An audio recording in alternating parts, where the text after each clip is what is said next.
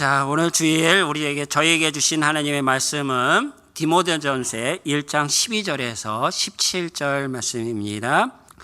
나를 능하게 하신 그리스도 예수 우리 주께 내가 감사함은 나를 충성되이 여겨 내게 직분을 맡기심이니 내가 전에는 비방자요 박해자요 폭행자였으나 도리어 긍휼을 입은 것은 내가 믿지 아니할 때에 알지 못하고 행하였음이라. 우리 주의 은혜가 그리스도 예수 안에 있는 믿음과 사랑과 함께 넘치도록 풍성하였도다. 믿보다 모든 사람이 받을 만한 이 말이요 그리스도 예수께서 죄인을 구원하시려고 세상에 임하셨다 하였도다. 죄인 중에 내가 괴순이라. 그러나 내가 긍휼을 입은 까닭은 예수 그리스도께서 내게 먼저 일체 오래 참으심을 보이사 후에 주를 믿어 영생 얻은 자들에게 본이 되게 하려 하심이라.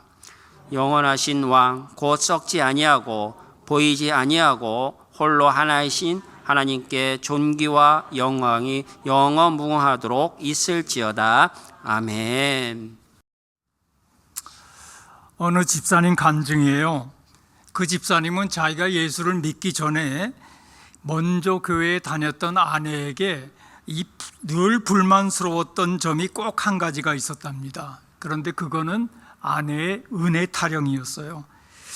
이 사람이 생각하기에는 틀림없이 자기가 벌어주는 봉급을 가지고 온 가족들이 먹고 사는데 아내는 늘 이렇게 말하는 것이었어요. 우리 가정은 언제나 하나님의 은혜로 살아갑니다. 하나님의 은혜로 살아간다는 거예요. 그 말을 들을 때마다 섭섭하고 또 기분도 상했는데, 그러나 이제는 교회에 다니면서 그 의미를 깨닫게 되니까 자기도 같은 고백을 하게 되었다는 것입니다. 내가 사는 모든 것이 하나님의 은혜로 되어지는 것이라는 그런 고백을 하게 되었다는 것이죠. 그렇습니다. 우리가 깨닫기 전에는 이 세상을 살아가는 것이 내가 잘나서 내 힘으로 살아가는 것처럼 그렇게 생각을 하지만, 그러나 사실 깨닫고 나면 내가 사는 것은 다 하나님의 은혜입니다 라고 고백할 수밖에 없는 줄 압니다. 요즘은 참 어렵다 그러죠. 근심도 많고 불안하고 걱정도 많은 그런 세대 속에 우리가 살고 있습니다. 그런데 맨날 자기 세대에 어렵다 그래요. 근데 이 어려움은 주님 가까울 날이 갈수록 점점 심해지지 덜하지는 않을 겁니다. 그냥 우리 앞에 근심되고 걱정되고 그렇게 어려움들이 많이 있어요. 그런데 그 가운데서 어떤 그 장로님이 저한테 그렇게 물으셨어요. 목사님 은퇴하고 요즘 어떻게 사십니까? 그저 하나님의 은혜로 삽니다. 그것밖에 말할 게 없더라고요. 사실 우리가 지금까지 살아온 모든 것이 따지고 보면 하나님의 은혜입니다. 지금도 내가 생명이 있고 오늘도 호흡할 수 있다는 자체가 하나님의 은혜죠. 뿐만 아니라 앞으로 살아갈 모든 것이 다 하나님의 은혜 가운데 있는 것 아니겠습니까? 그래서 우리가 더욱더 하나님의 은혜를 깨닫고 그 은혜에 감격하는 삶을 살아야 합니다. 하나님께서 베풀어 주신 은혜를 귀중히 여기고 하나님의 은혜 속에 살아갈 수 있는 우리가 되어야 할 것입니다. 오늘 저는 이 본문에 나오는 사도 바울, 특별히 하나님의 은혜를 많이 받고 늘 그 은혜에 감격하며 살아갔던 인물인데, 그 인물을 잠시 살펴보고자 합니다.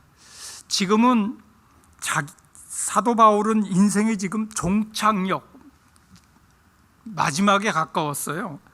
인생의 황혼에 선 노사도가 자신의 지나온 발자취를 돌아보면서 지금 깊은 감회에 젖어서 이렇게 얘기합니다.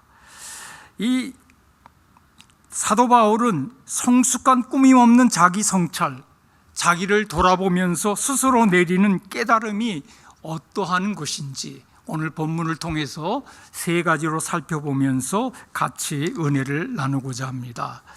이 자기 성찰, 깨달음, 어떤 면에서 간증, 이런 거를 제가 자각이라는 말로 대신하겠습니다. 첫째는 죄에 대한 자각이에요.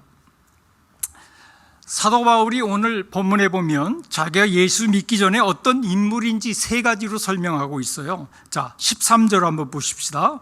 13절, 내가 전에는 비방자요, 박해자요, 포행자이었으나, 내가 믿기 전에, 예수 믿기 전에 하나님에 대해서 하나님을 방해하고 회방을 놓던 회방자요, 예수님을 비방했던 비방자였다는 것입니다.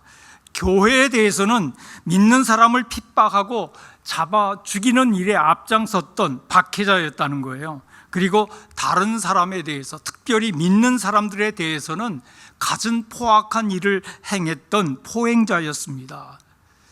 한마디로 얘기하면 죽어마땅한 죄인이었다는 그런 얘기죠.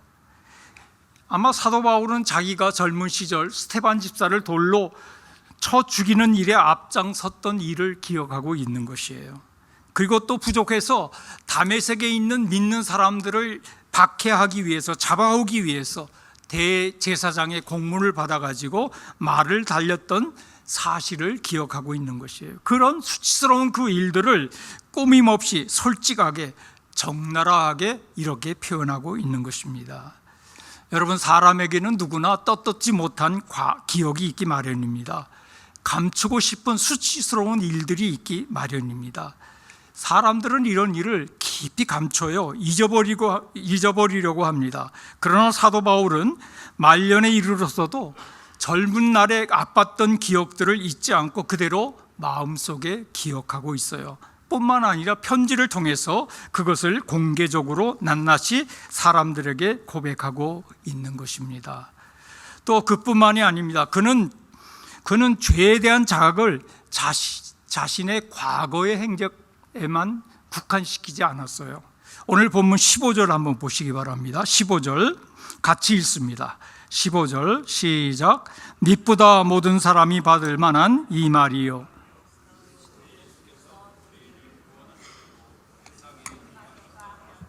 죄인 중에 내가 괴순이라. 사도 바울은 본문 속에서 예수께서 이 세상에 오는 목적이 무엇인가, 바로 자기와 같은 죄인을 구원하시기 위함이라 하는 복음의 핵심을 설명하면서 그 마지막 부분에 나는 죄인의 괴수다, 죄인 중에 내가 괴순이라, 그렇게 말하고 있는 거예요. 그런데 여기 보면 말이죠, 죄인 중에 내가 옛날에는 괴수였다 이렇게 말하는 게 아니에요. 현재형으로 지금 자신이 죄인 중에 괴수라고 말하는 것입니다. 과거에만 죄인이었을 뿐만 아니라 지금도 역시 죄인 중에 괴수라는 거예요. 이게 겸손을 가장한 말입니까? 아니에요. 자기 마음에 지금도 도사리고 있는 죄의식에 몸부림치면서 그 속에서 우러나오는 깊은 탄식을 하고 있는 것입니다. 로마서 7장에 보면 이런 탄식이 있죠. 오호라, 나는 공고한 자로다.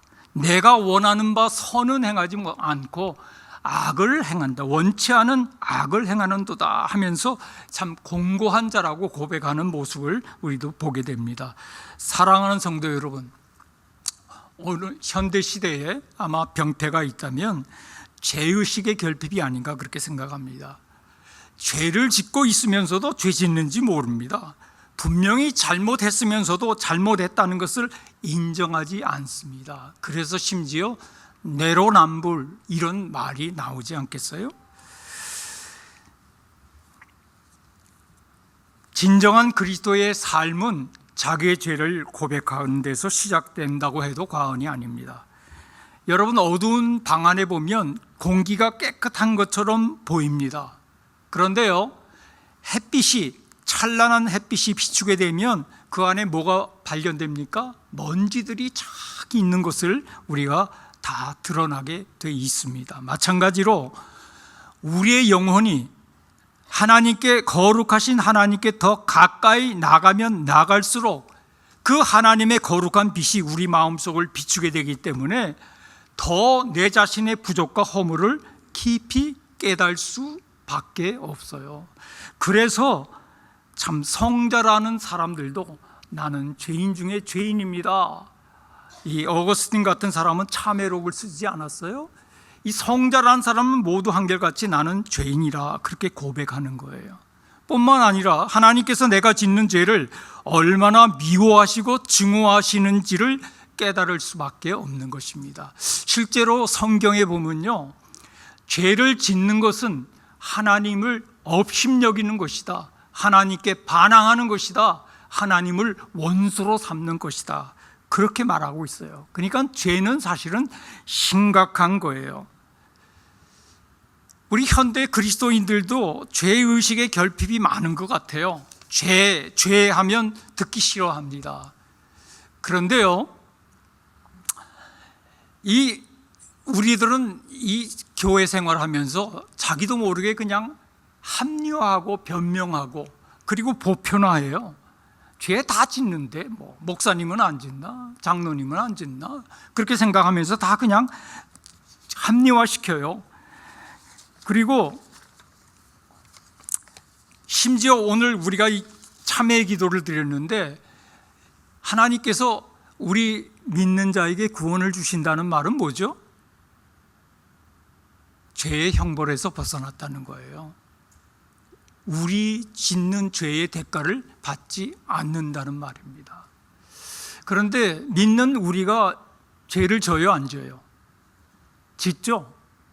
뭐 어떤 이단에서는 이제 우리가 예수 믿고 다 죄를 용서받았으니까 우리는 죄가 없고 그러면 의인이다. 여러분, 예수 믿고 죄 안 져요? 져요.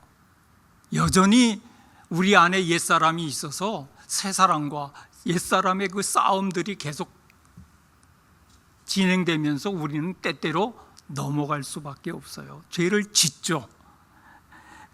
하나님께서 우리의 이 죄 짓는 것을 알았어요. 연약함을 아셨어요. 그래서 하나님께서 우리에게 구원의 은혜를 베풀어 주실 뿐만 아니라 죄 사함의 은총도 허락해 주셨어요. 여러분, 우리가 잘 아는, 만일 우리가 우리 죄를 자백하면 저는 미쁘시고 의로우사 우리 죄를 사하시며 모든 불의에서 우리를 깨끗게 하실 것이요. 정말 우리가 자백하면 하나님께서 다 용서해 주시겠다고 그렇게 말합니다. 그런데 또 이것까지 남용하고 있는 사람들도 있어요. 야, 내가 죄 지은 거 하나님 고백하면 다 용서해 준다 그랬으니까 실컷 죄 짓다, 죽기 전에 하나님께 고백하면 다 용서함 받을 거 아니야, 이렇게 생각하는 사람도 있어요. 그런데 그거 하기 전에 하나님 데려가시면 어떻게 되겠습니까? 여러분, 죄의 형벌에서 우리가 참 다 용서함을 받고 죄의 형벌에서 우리가 벗어났지만은 우리의 삶은 어떤 삶입니까? 하나님과 더불어 교제하며 예수님과 더불어 교제하며 사는 삶이에요. 하나님께서 예수를 우리가 영접할 때 예수 안에 엄청난 복을 우리에게 허락해 주시는데 그 복을 누리며 사는 것이 크리스찬의 삶입니다. 그런데 죄를 지으면 어떻게 돼요? 거룩하신 하나님께서 함께 있지를 못해요. 그러니까 축복의 통로가 막히는 거예요. 그러니까 어떻게 돼요? 우리가 답답한 거죠. 우리가 답답한 거예요. 그래서 이 문제를 해결해야 우리 크리스찬으로서 참 삶을 살아갈 수가 있는데, 그래서 하나님께서 이 사죄의 은총을 우리에게 허락해 주셨습니다. 그런데 자백하라니까 하나님 나 잘못했어요, 적당히 또 자백하고 마는 사람들도 있어요. 아니죠. 진정한 회개는 무엇입니까? 지정의, 인격적인 회개예요. 인정하고 죄를, 그리고 정말 뉘우치고 내가 다시는 그 죄를 범하지 아니하리라, 심지어는 또 넘어가는 한이 있더라도 정말 아니하리라는 의지의 결단을 확고히 하는 것, 이것이 진정한 회개입니다. 이렇게 진정한 회개를 할 때 우리가 참 하나님의 놀라운 사죄의 은총을 누리며 하나님으로 받는 그런 축복을 받으며 누리며 살아갈 수 있는 것입니다. 또 진정한 그리스도인의 삶은 나는 부족한 사람이며 나는 죄인이라고 하는 고백으로부터 시작합니다. 주여, 저는 죄인입니다. 그 말 속에 숨어 있는 뜻이 무엇입니까? 베드로가 말이죠, 깊은 바다에 그물을 던지라, 그래서 예수님의 말씀대로 의지해서 그물을 던졌더니 엄청난 고기가 잡혔어요. 그때 베드로가 뭐라고 얘기합니까? 제일 먼저 얘기하는 것이 나는 죄인으로서이다. 나를 떠나십시오. 그러니까 주여 죄인입니다 하는 것은 주여 내가 참으로 이 일을 감당하지 못하겠습니다. 나는 자격이 없습니다. 나는 부족합니다. 그러니까 내게 은혜를 베풀어 주시옵소서. 나를 붙들어 주시옵소서. 바로 그런 뜻 아니겠습니까? 여러분, 제가 이 목회를 은퇴하고 이제 교회 협동 목사로 섬기고 있는데, 제가 목회할 때 처음에 이게 설교하기가 얼마나 힘든지, 저는 좀 내성적인 사람이기 때문에 설교한다는 게 참 부담이 됐었어요. 그래도 희망이 있었는데, 그건 뭐냐면 하면 할수록 좀 나아지겠지, 좀 쉬워지겠지, 그런 마음이 있었는데요, 실제로 해보니까 하면 할수록 어려운 게 설교요, 하면 할수록 어려운 게 목회더라고요. 여러분, 그래서 늘 목회할 때 하나님 앞에 내 힘으로 아무것도 할 수 없습니다. 나는 정말 아무것도 아닙니다. 주님, 나 홀로 두시면 아무것도 할 수 없사오니 하나님 내 손 붙잡고 나와 함께 해 주십시오. 그렇게 간절히 매달리면서 목회를 했습니다. 여러분, 그렇습니다. 사랑하는 성도 여러분, 우리들도 사도 바울과 같이 우리의 죄에 대해서, 우리의 자신의 부족에 대해서 좀 더 민감한 모습이 되어야 할 것입니다. 진실한 회개를 해야 합니다. 지정의를 동반한, 인정하고 뉘우치고 돌아서는 그런 진정한 회개를 해야 합니다. 나의 부족을 깨닫고 나를 낮출 수 있어야 합니다. 그럴 때 하나님께서 우리를 귀하게 보시고 우리에게 더 많은 은혜를 베풀어 주시고 더욱더 귀하게 사용하여 주실 것입니다. 두 번째는 은혜에 대한 자각입니다.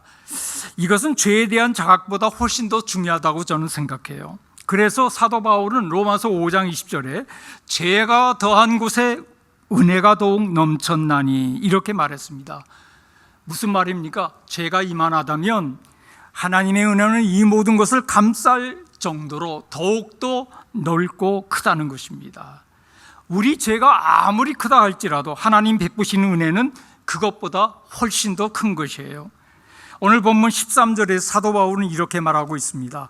내가 전에는 비방자요 박해자요 포행자였으나 도리어 긍휼을 입은 것은, 내가 죽어 마땅한 죄인이라고 고백하고 있어요. 그럼에도 불구하고 하나님께서 나에게 긍휼을 베풀어 주셔서 영광스러운 복음의 사도로 삼아 주셨다.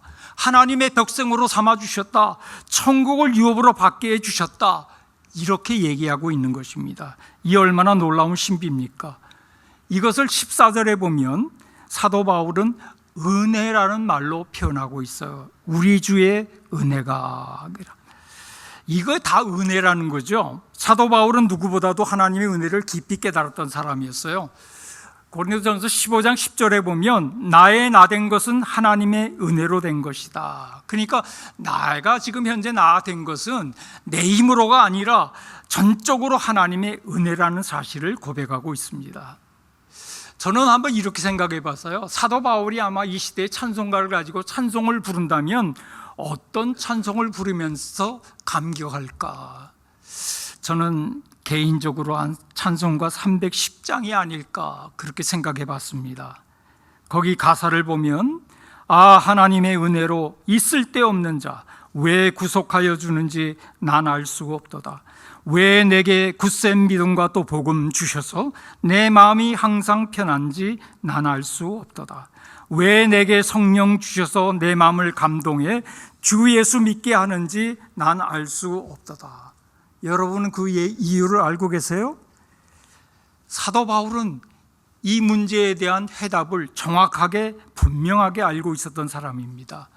이 쓸데없는 자가 구속함을 얻은 것 바로 하나님의 은혜요. 내게 굳센 믿음 주신 것도 하나님의 은혜요. 복음 주셔서 언제나 내 마음을 편하게 하는 것도 하나님의 은혜요. 또 성령 주셔서 내 마음을 감동케 하신 것도 하나님의 은혜요. 주 예수를 믿게 하신 것도 하나님의 은혜라는 것이에요. 모든 것이 하나님의 은혜라는 사실을 사도 바울은 잘 알고 있었습니다. 사도 바울의 삶 속에서 아마 은혜라는 말을 제거해 버린다면 그의 삶은 와르르 무너질 수밖에 없다는 사실을 누구보다도 사도 바울은 자신이 잘 알고 있었어요. 그래서 사도 바울은 또 본문 14절에 계속해서 이 은혜를 얘기하면서 이렇게 말씀해 주고 있습니다. 14절 우리 한번 같이 읽겠습니다. 우리 주의 은혜가 그리스도 예수 안에 있는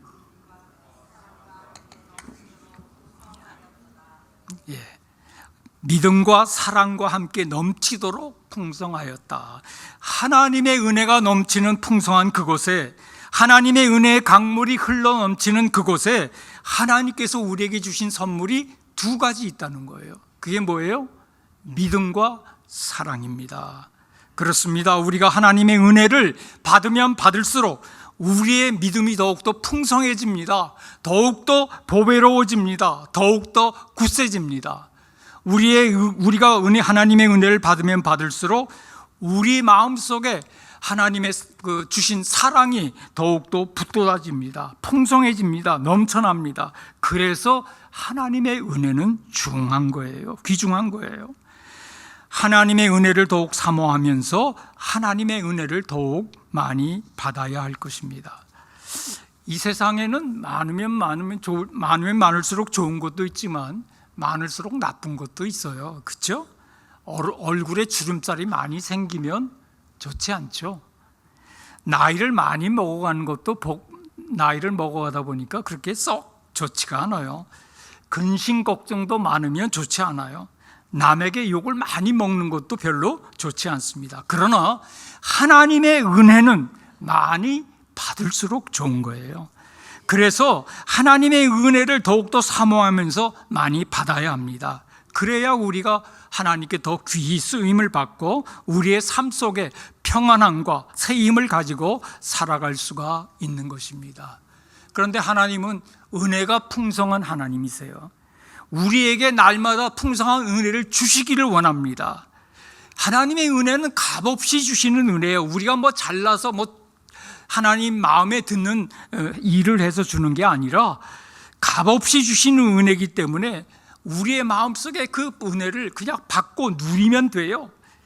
하나님이 주시는 은혜를 누리고자 하면 얼마든지 우리는 누릴 수가 있습니다. 그런데 어떤 사람은 값없이 주시는 하나님의 은혜 거절하고요, 내 힘으로 내가 잘났다, 내 능력으로 살려고 하는데 결국은 문제에 봉착하고 말죠. 두 손 들고 원점으로 돌아와서 하나님 그때 주시고자 하는 은혜를 지금 제게 주십시오. 그러면 사실 때가 이미 지나갔어요. 기회가 이미 지나가 버리고 만 것입니다. 그러므로 우리는 언제나 지금 베풀어 주신 은혜를 귀중히 여길 줄 알아야 합니다. 하나님께서 이미 베풀어 주신 은혜를 감사하며 감격할 줄 알아야 합니다. 하나님께서 베풀어 주실 은혜를 갈급한 마음으로 사모할 수 있어야 합니다. 그래야 하나님께서 우리에게 풍성한 은혜를 더해 주시는 것입니다. 사도 바울과 같이 은혜에 대해서 깊이 자각하면서 날마다 베푸신 그 풍성한 은혜를 누리면서 이 세상을 힘있게 살아가는 저와 여러분 되시기를 바랍니다. 마지막 세 번째로 사명에 대한 자각입니다. 하나님께서 우리에게 은혜를 베풀어 주실 때 지혜로운 사람은 자기에게 주어진 사명도 동시에 생각할 것입니다. 사명과 은혜는 분리될 수가 없어요. 사도 바울은 하나님께서 죄인의 계수였던 자기에게 이러한 놀라운 은혜를 베풀어 주실 때 나에게 맡겨진 사명이 있다는 사실을 잘 알았어요.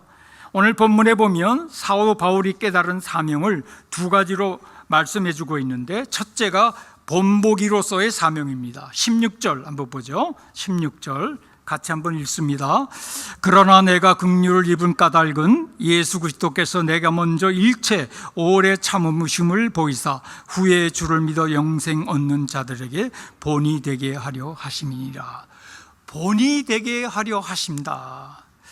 하나님께서 왜 사도 바울 자신에게 이런 놀라운 은혜를 주셨는지 그 이유를 깨달았다는 거예요. 그것은 죄인의 계수였던 자기라도 버리지 아니하시고 예수를 믿어 구원을 얻게 하심으로 말미암아 이 세상에 그 어떠한 악독한 죄인이라 할지라도 정말 회개하고 예수를 믿기만 하면 영원한 생명을 얻는다는 놀라운 사실을 보여주시기 위해서이라는 사실이에요. 그러니까 한마디로 사도 바울을 구원의 견본으로 삼아 주셨다는 거죠. 그렇습니다. 어떤 환자가 병원에서 중대한 수술을 기다리고 있어요.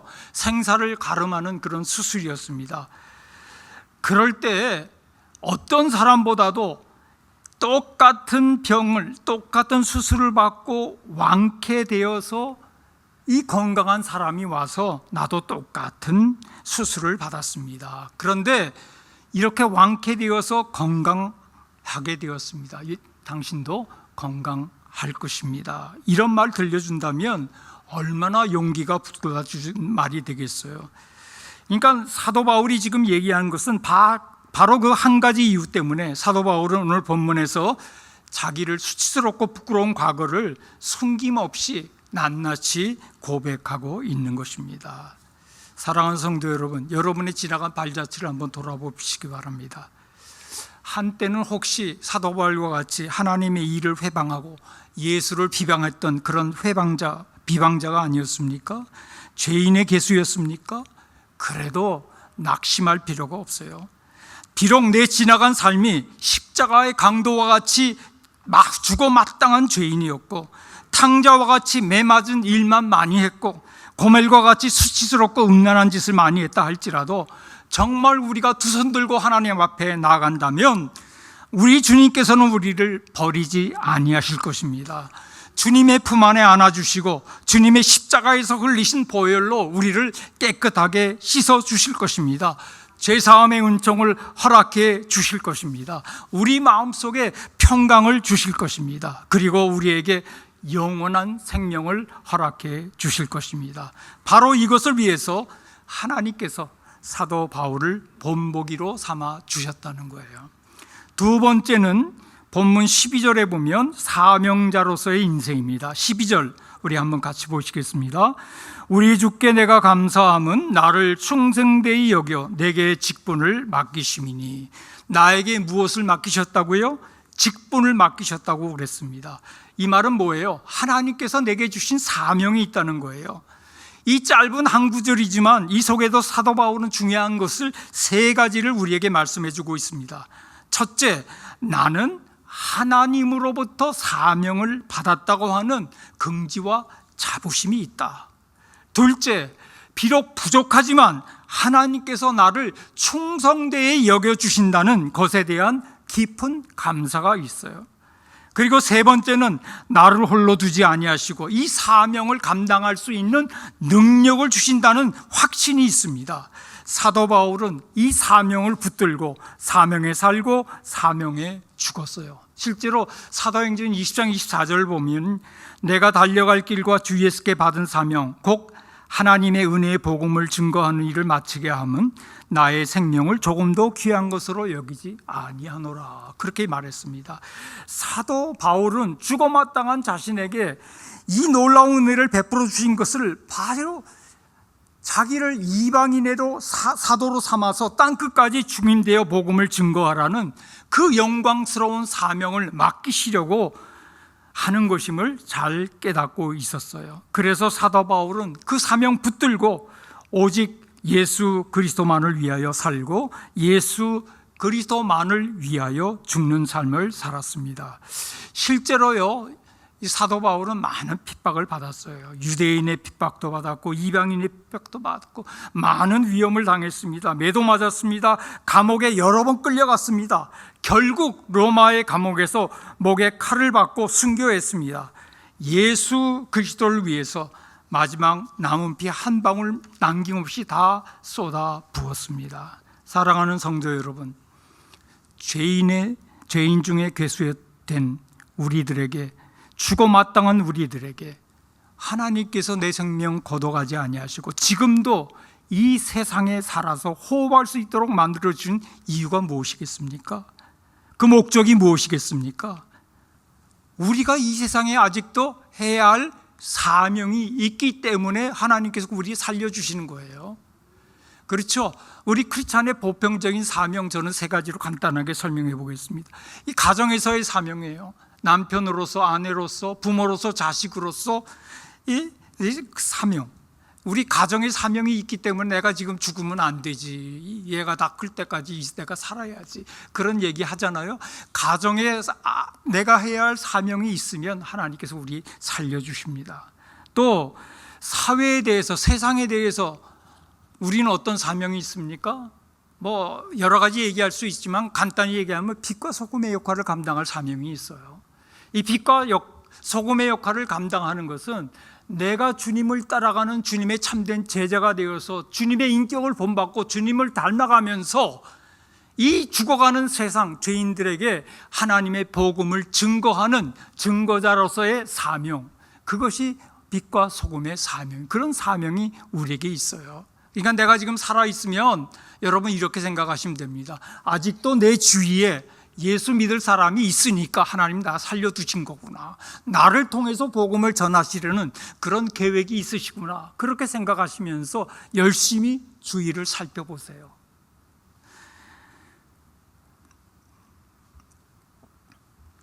또 우리 교회로서의 사명이 있죠. 하나님이 세운 기관이 가정과 교회입니다. 이 교회에서 우리 사명이 있어요. 그게 뭡니까? 직분이죠. 직분자의 사명. 어떤 사람은 집사로, 권사로, 목사로, 장로로, 선교사로, 찬양대원으로, 목교사로 하나님께서 각 역할을 주시고 사명을 주셨어요. 그 사명 충성되이 감당하라고 지금 하나님께서 우리에게 생명을 연장해 주시고 있는 것입니다. 사랑하는 성도 여러분, 우리의 생애가 얼마가 될지, 길지 짧을지 그 누구도 알 수 없어요. 그러나 사도 바울이 가졌던 이런 투철한 사명의식을 가지고 남은 생에 주님을 위하여 충성하고 주님의 몸된 교회를 잘 섬길 수 있는 우리의 모습이 되어야 할 것입니다. 성령의 열매, 전도의 열매, 사역의 열매들을 많이 맺어 주님께 영광을 돌리는 저와 여러분 되시기를 주님의 이름으로 축원합니다. 말씀을 마치겠습니다. 오늘 우리는 사도 바울이 보여준 위대한 자각 세 가지를 한번 살펴보았어요. 첫 번째가 뭐였죠? 죄에 대한 자각. 우리는 사도 바울처럼 내 부족함을 늘 생각하면서 내 죄에 대해서 좀 더 민감할 수 있는 우리의 모습이 되어야 합니다. 두 번째, 은혜에 대한 자각이죠. 사도 바울이 놀라운 하나님의 은혜를 받고 늘 감격 속에 살았듯이 우리도 하나님이 베풀어 주신 은혜에 감사하면서 감격 속에 살아가는 모습이 되어야 합니다. 세 번째는요, 사명에 대한 자각입니다. 하나님께 죄인 중에 계수된 우리의 성명을 거두어 가지 아니하시고 이렇게 놀라운 은혜를 베풀어 주신 데는 분명히 선하신 뜻이 있고 사명이 있습니다. 부족하지만 나를 부족하게 충성되이 여기시고 직분을 주셨어요. 이 은혜를 생각하면서 우리의 남은 생애를 더욱 헌신할 수 있는 아름다운 모습이 되어야 할 것입니다. 저와 여러분에게도 이와 같은 깨달음과 간증이 있기를 바랍니다. 그럴 때 사도 바울이 디모데후서 4장 7절 8절에서 자기의 생애를 마감해서 고백했던 그 멋진 고백이 우리의 고백이 될 수가 있을 것입니다. 내가 선한 싸움을 싸우고 나의 달려갈 길을 마치고 믿음을 지켰으니 이제 후로는 나를 위하여 의의 면류관이 예비되었으므로. 그 언젠가 우리도 이 고백을, 이 세상의 삶을 마감하면서 내 주변에 있는 사람들에게 남길 수 있게 되기를 예수님의 이름으로 축원합니다. 기도하십시오.